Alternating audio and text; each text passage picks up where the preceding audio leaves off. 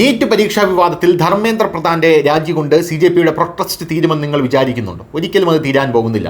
അടുത്ത മന്ത്രിമാർ രാജിവെക്കണമെന്ന് പറഞ്ഞുകൊണ്ടേയിരിക്കും. അതെന്ന് അഭിജിത് ദീപ്കെ പറഞ്ഞു കഴിഞ്ഞു. അതായത് ഈ പ്രൊട്ടസ്റ്റ് ഞങ്ങൾ തീർക്കില്ല എന്നാണ് അയാൾ പറഞ്ഞത്. എന്തായാലും ആ രാജി ഉണ്ടാകാനും സാധ്യതയില്ല എന്നുള്ള റിപ്പോർട്ടുകൾ ഇപ്പോൾ ലഭിക്കുന്നു.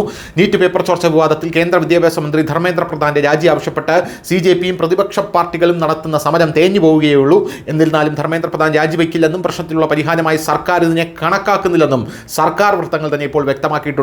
രാജി ഏറ്റവും എളുപ്പമുള്ള മാർഗമാണെന്നാണ് സർക്കാർ വിശ്വസിക്കുന്നത്. പക്ഷേ പരീക്ഷാ സമ്പ്രദായത്തിന്റെ പോരായ്മകൾ അതുകൊണ്ട് ഇല്ലാതാകുന്നില്ല. പൊതുജനങ്ങൾ സർക്കാരിനെ ഉത്തരവാദിത്തം ഏൽപ്പിച്ചിട്ടുണ്ട്. പരീക്ഷാ സമ്പ്രദായം കൂടുതൽ സുതാര്യവും വിശ്വസനീയവുമാക്കുന്നതിന് ആവശ്യമായ പരിഷ്കാരങ്ങൾ സർക്കാർ ഇപ്പോൾ വരുത്തും. വൃത്തങ്ങൾ പ്രകാരം മുഴുവൻ സർക്കാരും ഭരണകക്ഷിയും ധർമ്മേന്ദ്ര പ്രധാനോടൊപ്പം തന്നെയുണ്ട് എന്നാണ് നമുക്ക് മനസ്സിലാക്കാൻ സാധിക്കുന്നത്. നാഷണൽ ടെസ്റ്റിംഗ് ഏജൻസിയിലെ പോരായ്മകൾ തിരിച്ചറിയുന്നതിനുള്ള നടപടികൾ സർക്കാർ ആരംഭിച്ചു. ഈ പോരായ്മകളുടെ വിശദമായ പട്ടിക തയ്യാറാക്കുകയും അവ വേഗത്തിൽ നീക്കം ചെയ്യുന്നതിന് ആവശ്യമായ നടപടികൾ സ്വീകരിക്കുകയും ചെയ്യും. പേപ്പർ ചോർച്ച അഴിമതിയിൽ ഉൾപ്പെട്ട നിരവധി സംഘങ്ങളെ തുറന്നു കാട്ടിയിട്ടുണ്ടെന്നും വരും ദിവസങ്ങളിൽ അന്വേഷണ ഏജൻസികൾ കർശന നടപടി സ്വീകരിക്കും എന്നുമാണ് നമുക്ക് അറിയാനായി സാധിക്കുന്നത്. അതേസമയം വെള്ളിയാഴ്ച വിത്തൽഭായ് പട്ടേൽ ഹൗസിൽ കേന്ദ്രമന്ത്രിമാരായിട്ടുള്ള JP നദ്ദ, ജിതേന്ദ്ര സിംഗ് എന്നിവരുമായി CJP പ്രതിനിധികളുടെ ഒരു യോഗം നടന്നു.